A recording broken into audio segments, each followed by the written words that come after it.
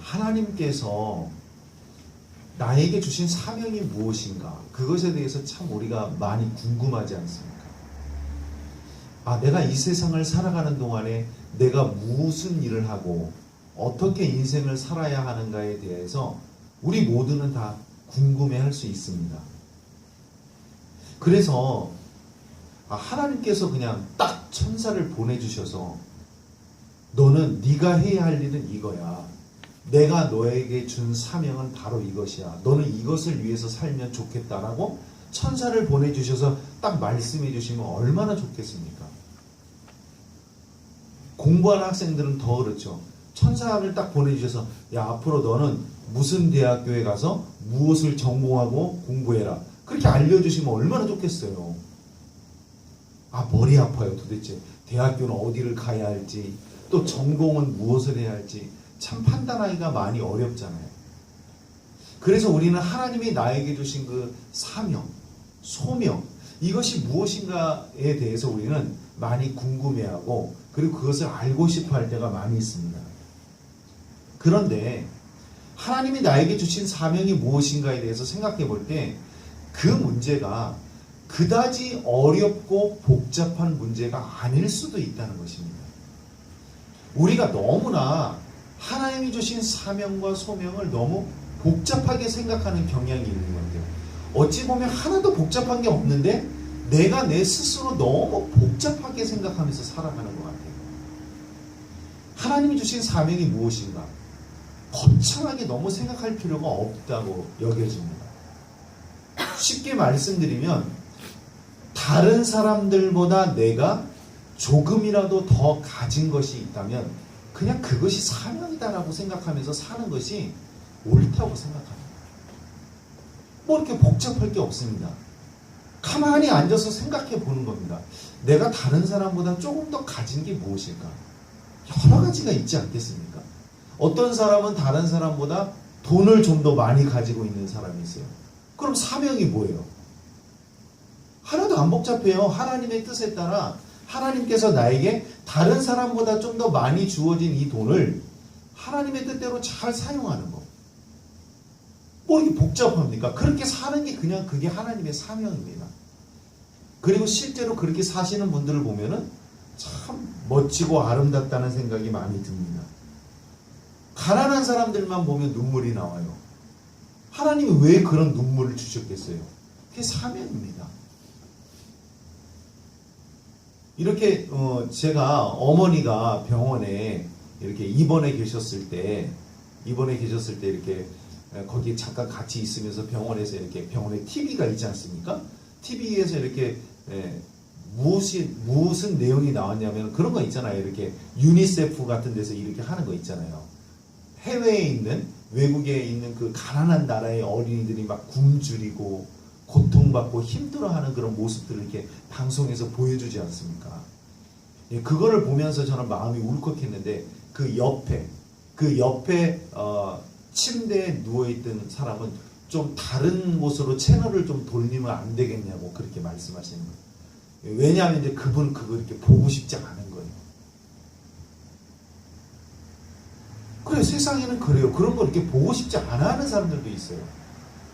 보고 싶어 하지 않는 이유가 여러 가지 있을 수 있겠지만은 그 사람들에 대한 동정의 마음이 없어서 보기 싫어할 수도 있고 아니면은 내가 저 사람들을 위해서 도와주긴 도와줘야 되는데 참 내가 도와주기는 싫고 그러니까 쳐다보고 있는 게 민망하기 때문에 그걸 또 안 보고 싶어 하는 사람들도 있을 수 있습니다.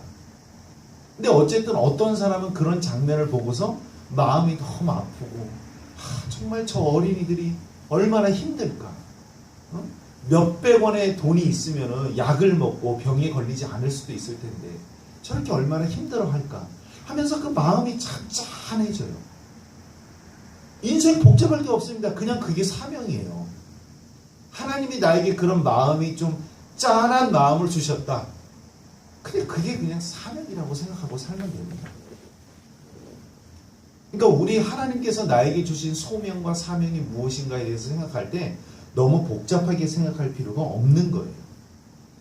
또 어떤 사람들은 막 해외에서 무슨 지진이 일어난다, 무슨 화재가 일어난다, 무슨 천재지변이 일어난다, 그런 고통받는 사람들이 생길 때마다 그렇게 외국을 찾아다니면서 구조활동을 하는 사람들도 있습니다. 참 멋지고 아름다운 인생이라고 생각이 들어요.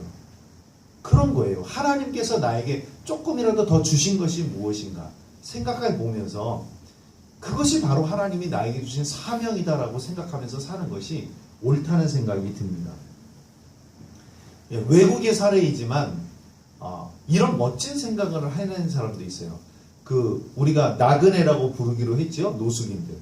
이 나그네들을 이렇게 바라보면서 저들에게 내가 무슨 도움을 줄 수 있을까 하면서 생각하다가 이 사람이 무슨 생각을 하냐면 목욕차를 하나 산 거예요. 자기 돈을 들여서. 목욕차를 사가지고 그렇게 이제 나그네들이 있는 곳을 찾아다니면서 그들에게 목욕을 할 수 있는 기회를 주는 거예요. 참 아이디어 좋지 않습니까? 우리 돈이 좀 많으면은 우리도 이렇게 목욕차를 하나 사면 참 좋을 것 같다는 생각을 합니다. 그 나그네들의 고통 가운데 하나가 뭐냐면 이 목욕을 제대로 못한다는 거. 잘 씻지 못한다는 게 참 큰 고통이잖아요. 저도 군대에서 그런 거 느꼈어요. 여러분 따뜻한 물로 이렇게 씻을 수 있다는 거 굉장히 큰 축복이잖아요. 근데 제가 이렇게 군대 생활할 때 따뜻한 물이 잘 안 나왔습니다. 일주일에 한 번 따뜻한 물이 나온다거나 그랬어요. 평소에는 찬물을 써야 돼요. 찬물이니 겨울에 무슨 제대로 씻을 수가 있겠습니까? 찬물로. 그러니까 그렇게 어려웠던 시절이에요. 군대에서도 매일 따뜻한 물이 안 나왔어요. 그래가지고 군인이 되었을 때 가장 큰 소원 중에 하나가 뭐냐면요. 휴가를 나가서 자장면을 먹든 이런 것도 있었겠지만 제일 가장 큰 소원이 뭐냐면요. 대중 목욕탕에 가가지고 뜨거운 탕 안에 들어가 보는 거. 그거 한번 하고 싶어요. 이게 따뜻한 물을 많이 접하지 못하다 보니까 그 목욕탕에 들어가서 이렇게 목욕 한번 하고 싶은 게 그렇게 큰 소원이었습니다. 그래서 휴가 나가면은 목욕탕을 찾아가서 탕 안에 들어가서 이렇게 목욕하고 들어가는 거. 그런 것이 참 이렇게 그 군인들, 그 당시에 같이 이렇게 군대 생활을 했던 사람들의 로망이었습니다. 그러니 여러분 그 노숙인들이 얼마나 씻지 못하고 겨울에 힘들어 하겠어요. 그러니까 이 사람이 그런 아이디어를 생각해서 그런 목욕차를 구입해가지고 사람들에게 목욕할 수 있는 기회를 준다는 건 참 멋지지 않습니까? 그 사람은 하나님께서 주신 돈을 그렇게 사용했던 거예요. 인생 별거 있습니까? 다른 사람보다 분명히 내가 조금 더 있는 게 무엇인가 생각해서 그냥 그것을 위해서 사는 거예요. 그게 우리 인생이고 그게 하나님이 주신 사명입니다. 그런데 사람들이 너무 복잡하게 생각하는 경향이 있어요. 하나님이 나에게 언제 천사를 보내주시나? 하나님 내가 도대체 무엇을 하면서 살아야 합니까? 나에게 주신 사명이 무엇입니까? 맨날 그거 물어보고 그거 궁금해하고 그것 때문에 고민하면서 인생을 살아가고 있는 사람들이 참 많이 있어요. 그런데 우리는 그것보다는 가장 좋은 방법은 뭐냐면요. 하나님이 다른 사람들보다 나에게 조금 더 주신 것이 무엇일까에 대해서 생각해 보는 것. 그것이 사명을 발견하는 첫 번째 단추입니다. 우리나라에서도 좋은 아이디어를 내신 분이 있어요. 뭐냐면 이렇게 폐유지를 주스면서 이렇게 돌아다니시는 할머니들, 할아버지들 계시잖아요. 내가 저분들을 위해서 도와줄 수 있는 방법이 무엇일까? 고민을 한 거예요, 이 사람들이. 근데 내가 직접 돈으로, 물질로 그 사람들을 도와주게 되면은 그냥 써버리면 없어지잖아요. 그리고 내가 큰 물질이 있는 것도 아니고. 그래서 생각해낸 게 뭐냐면요. 그 사람들이 끌고 다니는, 폐유지를 주우시면서 돌아다니시는 분들이 끌고 다니는 그 리어카에다가 광고판을 매달겠다는 생각을 한 거예요. 그래서 그분들이 하루 종일 그걸 끌고 돌아다니시는데 광고를 내고 싶은 사람에게 의뢰를 해가지고 당신이 내고 싶은 광고를 그 수레에다가 이렇게 붙여주겠다. 이렇게 부착을 해가지고 그 부착한 걸 이 사람이 이렇게 끌고 돌아다니면 상당히 광고 효과가 있을 것이다. 라고 광고주들을 설득해서 광고를 할 수 있도록 협약을 맺어가지고 그 광고비를 받을 수 있게 해주셨어요. 하는 일을 했던 거예요. 근데 가만히 생각해보면 참 좋은 아이디어고 여러분 광고 효과가 있을 것 같아요? 전 있을 것 같아요. 여러분 이렇게 할아버지가 이렇게 손수레 끌고 다니는데 거기다가 이렇게 광고판 매달아서 갖고 다니면 한 번씩 쳐다보지 않게 되겠습니까? 저게 뭐지? 예, 저 같으면 상당히 광고 효과가 있을 것 같아요. 그 동네에 뭐가 됐든, 빵집이 됐든 뭐가 됐든, 이렇게 광고판 이렇게 매달아서 그 동네에 자꾸 돌아다녀 봐요. 사람들이 신기해서 쳐다볼 거 아니에요. 그러니까 참, 하나님이 주신 머리는 그럴 때 쓰라고 있는 것 같아요. 얼마나 참 머리가 좋은 것 같아요. 좋은 아이디어를 내가지고 그렇게 어려운 사람들을 도와주는 사람들도 있습니다. 공부에 재주가 있다. 그게 사명입니다. 정말 열심히 공부해서 남주는 인생을 사는 것. 그것만큼 아름다운 일이 어디 있겠습니까? 이 세상에 많은 학생들이 세상에서 성공하고 출세하기 위해서 내가 잘 먹고 잘 살기 위해서 그렇게 공부를 하지 않습니까? 그럴 때 우리 크리스찬 학생들이 하나님 정말 내가 공부를 열심히 해서 정말 하나님의 뜻대로 정말 멋지게 인생을 살아보고 싶습니다. 그렇게 하나님 앞에 헌신된 마음을 가지고 공부할 수 있는 학생들이 바로 크리스찬 학생이어야 된다는 것입니다. 그러니까 크리스찬 학생들이 공부를 열심히 하지 않는다. 그러니까 문제가 있는 거예요.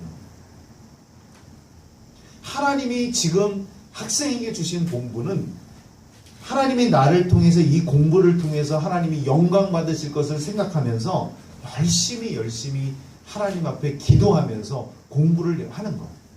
또는 공부가 아닌 다른 것을 위해서 열심히 연마하고 준비하는 것.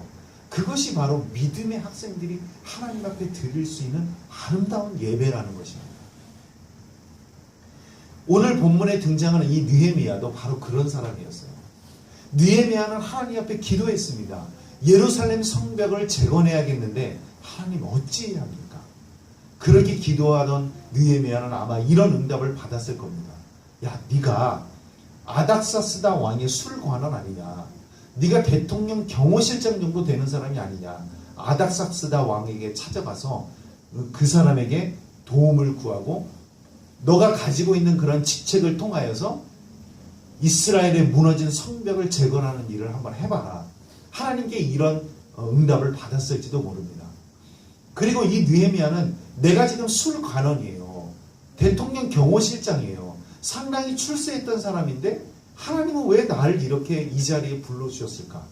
이렇게 고민하다 보니까 하나님이 예루살렘 성벽을 재건하는 일에 나를 쓰시기 위해서 하나님이 나에게 이런 직분을 주셨구나 라는 생각을 하게 된 거예요. 얼마나 멋집니까?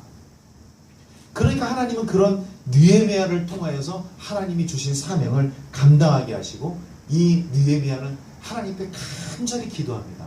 하나님 아닥사스다 왕의 마음을 움직여 주십시오. 아닥사스다 왕의 마음을 움직여 주셔서 예루살렘 성벽을 재건하게 해주십시오.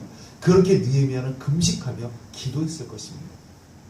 그리고 결국 응답을 받아 아닥사스다 왕의 마음을 움직여서 이스라엘 성벽을 재건하는 일을 감당하는 일을 하게 됩니다. 우리는 하나님이 나에게 조금이라도 더 주신 것이 무엇인가에 대해서 우리는 깊이 생각해 볼 필요가 있습니다. 잔기려 의사 선생님에 대해서 전에도 한번 말씀드린 것 같은데 다시 한번 우리가 생각할 필요가 있어요. 이분은 정말 공부에서 남주는 인생, 예수님의 사랑을 실천했던 사람입니다.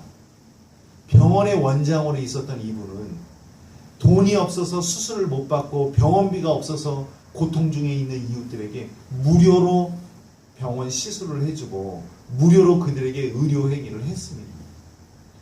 그러니 그 병원이 얼마나 어려웠겠어요.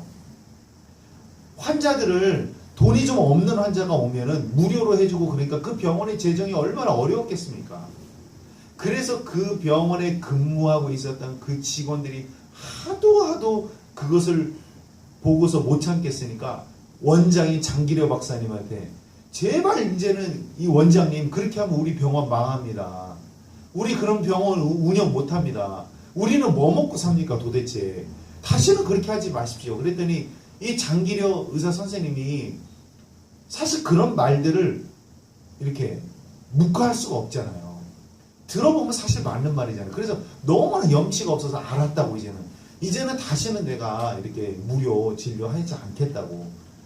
그랬는데 또 수술을 받을 환자가 들어왔는데 이 환자가 또 치료를 받고 수술을 받았는데 또 이 환자가 너무나 어려워서 그렇게 고민 중에 있는 것을 알게 되었습니다. 환자가 너무너무 고민을 하고 있는 거예요. 돈이 없어서. 그러니 장기래 박사는 내가 이제 다시 하지 않겠다고 이렇게 했던 그 낯짝도 있고 그래서 참 어떻게 할까 고민하다가 결국은 내가 밤에 몰래 병원 문을 열어놓을 테니까 그리로 도망가세요. 나 모르게 도망가세요. 그랬더니 그 얘기를 듣고 있던 사람이 눈을 껌뻑껌뻑 하면서 얼마나 당황했겠습니까? 여러분 당황 안 하겠습니까? 내가 수술 받고 수술비가 없어서 막 이렇게 고민하고 있는데 병원 원장이 와서 문 열어놓을 테니까 그리로 도망가라고. 그래서 환자는 너무나 깜짝 놀란 거예요. 도망가라니까. 그러니까 장기래 박사님도 이제 더 이상 무료로 진료한다는 말을 병원 측에 할 수가 없는 거예요. 이제 너무 염치가 없어서. 그래서 도망가라고 빨리. 그러니까 그 사람이 막 멋쩍어가지고 막 너무 당황해 하니까 그리고 예수님 믿으세요.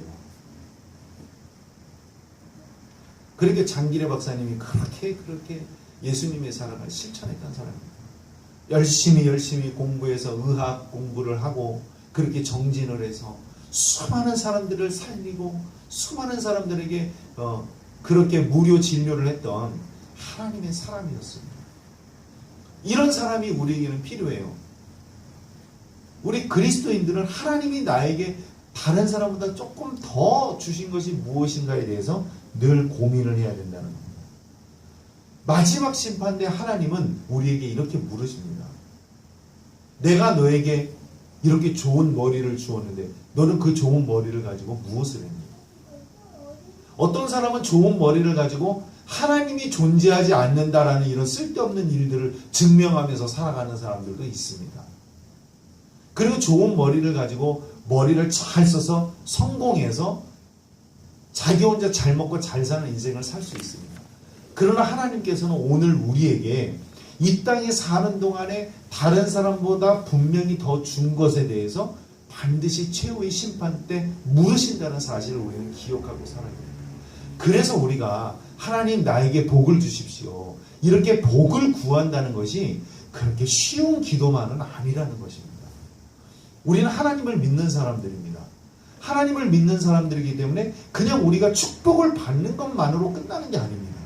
하나님이 우리에게 주신 그 축복에는 반드시 책임이 따른다는 것을 깊이 생각하면서 사는 사람들이 바로 크리스찬의 삶이기 때문에 하나님 나에게 복을 주십시오. 그럼 우리는 거기에 따라 하나님이 질문하시는 질문에 대답을 해야 됩니다. 그래, 너가 그렇게 복을 달라 그러는데 내가 복을 그렇게 주면 너는 그걸 가지고 어떻게 살려 그러는데 항상 하나님은 우리에게 그런 질문을 한다는 사실을 기억하고 그냥 복을 주십시오 이렇게 우리가 기도하면서 그 복에 대한 응답만을 받기 위해서 산다는 것은 진정한 크리스찬의 삶이 아니라는 것을 우리는 기억해야 된다는 겁니다. 학생들에게 이렇게 수학을 가르치다 보면요, 참 정말 제가 막 그냥 속이 막 터져가지고 막 너무너무 힘들 때가 많이 있어요. 야, 그리고 사람 머리가 이렇게 다르구나. 여러분들 저기 가만히 앉아가지고 제가 책상에 가만히 앉아서 학생들에게 수학을 가르치니까 여러분들 팔자 좋다 이렇게 생각하는 경우 있지 않습니까? 예, 제 아내는 막 어린이집에서 별 고생을 다 하면서 그렇게 힘들어하는데 이렇게 학생들 가만히 앉아서 수학 가르치고 있으면 야, 속 편하고 참 좋겠다 이런 생각이 들지 않겠습니까? 그런데 속이 편하지 않습니다. 저는 하루에 수업을 하면요, 하루에도 그래서 세보진 않았지만 10번 이상은요 깊은 한숨을 쉬게 됩니다. 와, 정말 너무너무 힘들어요. 그리고 참 우리나라 이 교육적인 현실이 너무 야속해요. 아니 이것을 이해할 수 없는 학생한테 자꾸 그 교육과정에 있는 것을 이해시켜야 되니 얼마나 힘들겠어요. 그냥 수학적인 머리가 안 되는 학생한테는 그냥 좀 쉬운 수학을 가르쳐야 되잖아요. 그런데 어떻게 해요? 내가 중학교 2학년이 되면 중학교 2학년 수학을 해야 되잖아요. 초등학교 수학을 할 수 없잖아요. 시험은 중학교 2학년 수학에서 나오는데 고등학교 1학년이면 고등학교 1학년 수학을 해야 되잖아요. 어쩔 수 없잖아요. 내가 수학을 못한다고 해서 내가 초등학교 걸 공부하고 있을 수 없잖아요. 시험은 고등학교 1학년 거에서 나오는데. 근데 그 학생은 고등학교 1학년 수학을 감당할 수 있는 머리가 안 되는 거예요. 저는요, 개인적으로 정말 쉽게 가르친다라고 자부해요. 교만할 수는 있겠지만. 심지어는 나보다 더 쉽게 가르치는 사람이 있어 나보라 그래. 이렇게 얘기하고 싶을 정도예요. 그 정도로 내가 생각하고 가르치는데도 이해를 못해요. 너무너무 힘들어요, 정말. 예, 성적은 나와야 되고, 참, 진짜, 좀 속된 말로 정말 미칠 지경입니다. 그렇게 학생들의 머리가 천차만별이에요. 그렇게 이해를 못해요. 그렇게 힘들어요. 무슨 근해 공식을 수백 번을 얘기해도 내일 가면 또 까먹습니까? 참 사람들이 진짜 힘들어요. 근데 어떤 학생은 그냥 한두 번 쑥 공식 써보고 그냥 그걸로 끝이에요. 그냥 다 외워졌어요. 금방 외워요, 그냥. 그러니까 하나님은 그렇게 좋은 머리를 준 학생한테는 반드시 하나님이 주신 사명이 있는 거예요. 그러니까 하나님이 주신 그 사명을 우리는 망각하고 살아서는 안 되는 거예요. 지금도 병원에 가면은 얼마나 많은 사람들이 생사를 오락가락하면서 사는 사람들이 얼마나 많습니까? 그런 사람들을 보면서 하나님은 우리에게 건강을 주셨습니다. 뭐 물론 건강이 안 좋으신 분들도 있겠지만은 어쨌든 지금 이 자리에 예배 시간에 이렇게 걸어서 예배의 자리까지 나올 수 있다는 것은 건강의 축복을 받은 것입니다. 그러니까 하나님은 왜 나에게 건강을 주셨는가? 그것에 대해서 우리는 깊이 생각할 필요가 있다는 것입니다. 가장 나쁜 게 뭐냐면요. 다른 사람과 나를 비교하면서 비교의식에 빠지면서 나에게 없는 것에 자꾸 집중하면서 자기 열등감에 빠지는 삶을 사는 사람이 가장 안 좋은 것입니다. 하나님의 작품인 나 자신을 여러분 절대 비하하지 마시고 소중히 여길 수 있기를 바랍니다. 나 자신을 소중하게 여겨야 됩니다. 왜냐하면 나는 하나님의 작품이기 때문입니다. 여러분 이 세상에 자존감을 가지고 살아가라고 많은 정신과 의사들이나 사람들이 얘기하잖아요. 자존감을 가지면서 진짜 살아갈 수 있는 사람이 누구겠습니까? 이 세상에서. 가르쳐 누구겠어요? 저는 크리스찬이라고 생각합니다. 하나님을 믿는 크리스찬 말고 이 세상에 진정한 자존감을 가지고 살아갈 수 있는 존재가 누가 있습니까? 여러분 우리가 원숭이의 후손입니까? 아닙니다. 여러분 우리가 죽으면 끝입니까? 아닙니다. 여러분 우연히 이 세상에 태어났습니까?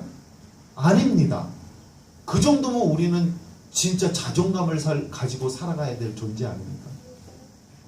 하나님의 자녀이고 하나님은 이 땅에 2017년이라는 새해를 주시고 이 땅에 나에게 사명을 주시고 나를 보내셨다는 생각을 가지고 살아가는 것만큼 자존감이 높은 게 어디 있겠습니까?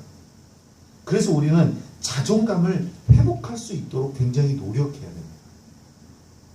그래서 인문학 공부를 좀 할 필요가 있습니다. 갑자기 왜 설교 시간에 갑자기 뜬금없이 인문학이냐 이렇게 얘기할 수 있겠지만요. 좋은 의미에서 인문학을 말하는 겁니다. 자기 자아를 소중하게 여기고 어떤 자기의 아주 그 확고한 철학, 하나님 안에서의 철학이죠. 우리는 그런 것들을 좀 생각하기 위해서 인문학을 좀 공부할 필요가 있습니다. 좋은 의미에서 인문학입니다. 그래서 우리는 좀 책을 읽고 독서를 하면서 자기 자신을 소중히 여기고 그리고 내가 어떻게 생각하고 사는 것이 옳은 것인지 하나님의 뜻에 맞는 것인지 이렇게 깊이 생각하면서 책을 읽을 필요가 있다는 것입니다. 그래서 우리가 기도하는 것만큼 중요한 것이 또 책을 읽는 거예요. 이거예요. 우리가 하나님 앞에 기도합니다. 하나님 내 자존감을 회복시켜 주십시오. 열심히 기도하잖아요. 그러면 자존감이 회복된 것 같아요. 근데 또 뒤돌아서게 되면 뭐예요? 또 울적해지고 내가 정말 초라해지는 것 같고 자기 자존감이 뚝 떨어지는 경험을 하게 됩니다. 그렇게 되는 이유가 뭐냐면요. 하나님 안에서, 신앙 안에서 자기 철학이 부족하기 때문에 그래요. 하나님 안에서의 자기 철학을 공고하게 가질 필요가 있습니다. 그러기 위해서 우리가 늘 기도하고 그리고 책을 읽으면서 내 생각을 깊이 하나님께로 고정할 필요가 있다는 사실입니다. 여러분, 동메달리스트하고 은메달리스트가 있습니다. 올림픽에 나가서 여러분 동메달을 딴다는 거, 은메달을 딴다는 건 굉장히 힘든 일이잖아요. 근데 제가 한번 여러분들에게 질문해 보겠습니다. 여러분, 은메달리스트하고 동메달리스트 중에 누가 여러분 더 불행하게 사는 것 같습니까? 은메달리스트가 더 불행하게 인생을 산다라고 합니다. 그 이유는 뭐냐면요. 금메달을 따지 못한 것에 대한 한이 맺혀가지고요. 자기 자존감이 많이 떨어진답니다. 은메달리스트는. 근데 동메달리스트는 이렇게 생각한다는 거예요. 나는 메달권, 메달을 따지 못한 사람은 비메달권. 나는 메달권이야 라고 생각하면서 산다는 거예요. 동메달을 딴 사람은. 그래서 자존감이 굉장히 높답니다. 근데 여러분, 은메달이 더 높잖아요. 근데 더 높은 메달을 땄으면서도 그 메달을 딴 사람은 불행하게 인생을 살고, 더 낮은 메달을 땄지만 이 사람은 인생을 만족하면서 살아가는 경향이 있다는 것입니다. 여러분, 혹시 인생을 살면서 은메달리스트로 삶을 살고 있지는 않습니다.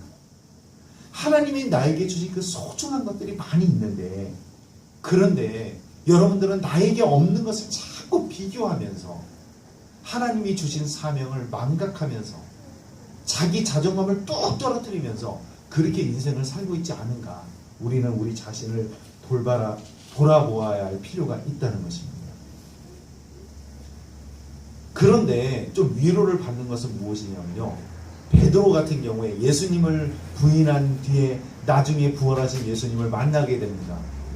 그때 예수님이 베드로에게 말합니다. 너가 젊었을 때는 네 마음대로 돌아다니고 너 하고 싶은 대로 살았지만 이제는 내가 너에게 띠를 띄우고 이제는 내가 원치 않은 길로 너를 이끌어 갈 것이며 너가 이제는 십자가를 지는 위대한 삶을 살게 될 것이다 라고 예수님이 베드로에게 말씀하십니다. 그러자 이 베드로가 그 말씀을 듣고서 가만히 생각해 보니까 예수님 품 안에 맨날 안겨있고 살고 있던 요한이 생각난 거예요. 그래서 베드로가 저는 그렇긴 한데요. 예수님, 근데 요한은 어떻게 돼요? 저는 이렇게 오래 살 것 같지 않고 꼭 순교를 할 것 같은 느낌인데 요한은 어떻게 될 거예요? 하고 베드로가 질문하게 됩니다. 베드로의 그 질문은 뭐냐면요. 질투하는 거예요. 아, 나는 그래 그렇게 이제 예수님이 나를 꽉 잡아서 나를 그냥 예수님의 뜻대로 사는데 그 요한은 어떻게 되지? 요한이 부러운 거예요. 그러면서 요한에게 질투를 하면서 예수님께 물어본 거예요. 예수님, 요한은 어떻게 되는 거예요? 그러니까 예수님이 그건 신경 쓰지 마라. 요한은 요한대로의 삶이 있는 거고 너는 너대로의 삶이 있다. 너는 너의 삶에 집중해라. 내가 너에게 준 그 사명에 집중하면서 살면 되고 너는 다른 사람, 요한이 어떻게 될 거에 대해서 너무 신경 쓰지 마라. 그러니까 요한과 자기 자신을 비교하지 말라는 거예요.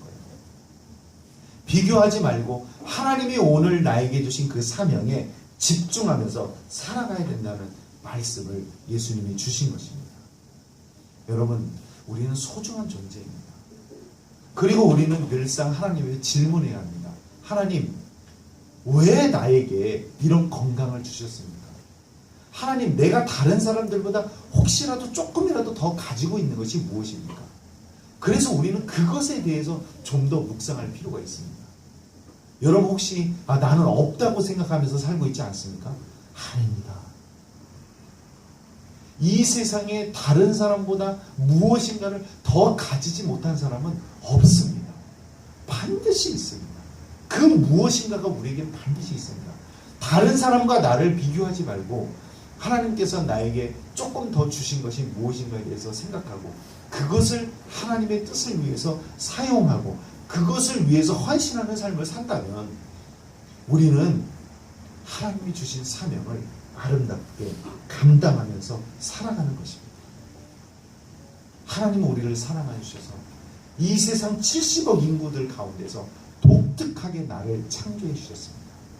하나님의 그 뜻에 맞추어서 하나님이 주신 그 시간과 건강과 물질과 하나님이 주신 그 모든 재능을 하나님의 나라를 위해서 멋지게 사용할 수 있는 진정한 크리스찬의 삶을 살 수 있기를 하나님께서 원하십니다.